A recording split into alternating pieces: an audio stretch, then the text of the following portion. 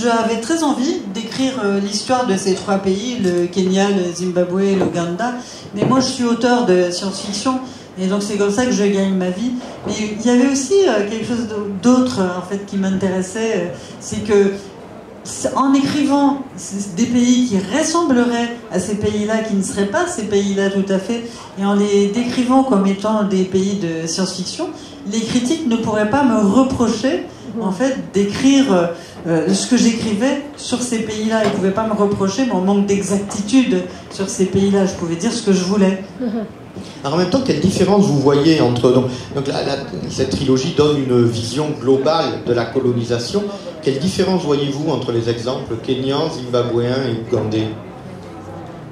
Qu'est-ce que vous en avez retenu? Well, it's one person's view of it.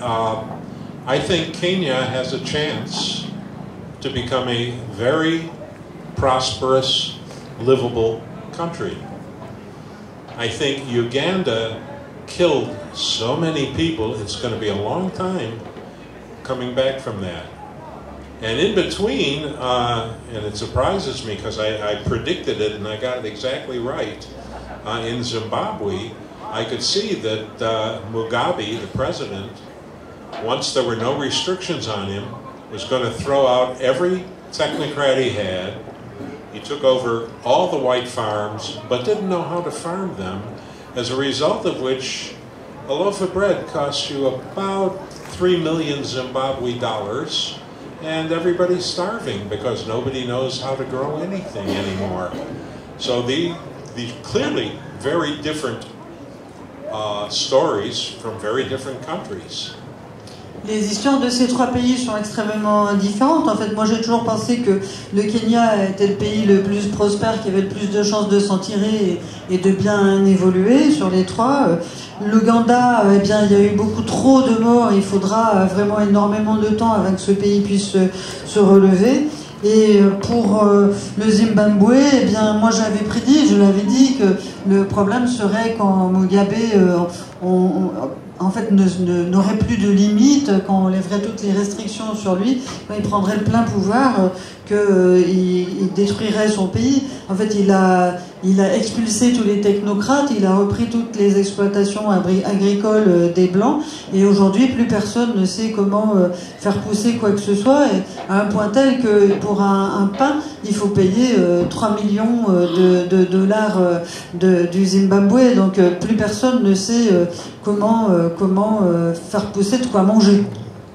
I should add that, like every other book, it can become dated, even science fiction. I wrote Paradise long before I was aware, or anyone was aware, of radical Islam. But when you're in Kenya, you realize that you're just, the next country up is Islamic. They have been shooting people, they have been pirates for about 15, 20 years, and had I been aware of them when I wrote the book, I would have come up with a science fiction equivalent of radical Islam. En fait, il y a souvent des romans, des nouvelles de science-fiction qui ne sont plus d'actualité après plusieurs années. Mais là, dans le cas de cette trilogie, dans le cas de Paradis, quand je parlais en fait, quand j'écrivais ce roman, j'avais un peu, si vous voulez, prédit l'islamisme radical, parce que il n'y avait pas de ça à l'époque. Mais aujourd'hui, on voit des pirates au Kenya et depuis 15-20 ans, et donc je me dis que finalement, en SF, on peut aussi prédire l'avenir.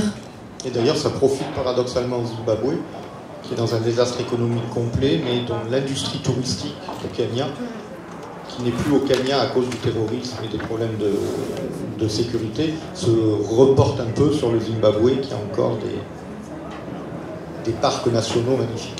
Well, when I was in Zimbabwe the last time, which I think was about 1990, Zimbabwe worked beautifully. The electricity stayed on all day and all night. Didn't do that in Kenya. The roads were paved. Every village had a water hole. But then Mugabe became a dictator and had no idea how to be one, and his country went down the drain in like 3 or 4 years. Et au Zimbabwe, la dernière fois que j'y suis allée, c'était en 1990, par là, et le pays fonctionnait bien, tout marchait bien. On avait l'électricité toute la journée, nuit et jour, contrairement au Kenya. Et en fait, les routes étaient pavées, dans tous les villages, il y avait un puits, un point d'eau. Et donc ça marchait très bien, c'était un pays qui marchait très bien. Mais après, quand Mugabe a emparé tous les pouvoirs, quand il s'est arrogé tous les pouvoirs, il n'a fallu que 3 ou 4 ans avant que l'économie périclite complètement. Kirinyaga, un peu comme la novella qui lui fait suite dans cette édition, Kilimanjaro, raconte la tentative de création d'une utopie, tentative qui se heurte d'un côté au radicalisme d'un défenseur des traditions et de l'autre à une espèce d'évolution nécessaire qui l'a fait se transformer. Est-ce que vous pensez que l'utopie peut exister? No. I should explain a little bit. I think all societies evolve constantly. And that means if your society ever reaches a point where it is utopia, by tomorrow it will evolve into something else. La réponse est simple, non, je ne le crois pas. À mon avis, toutes les sociétés évoluent.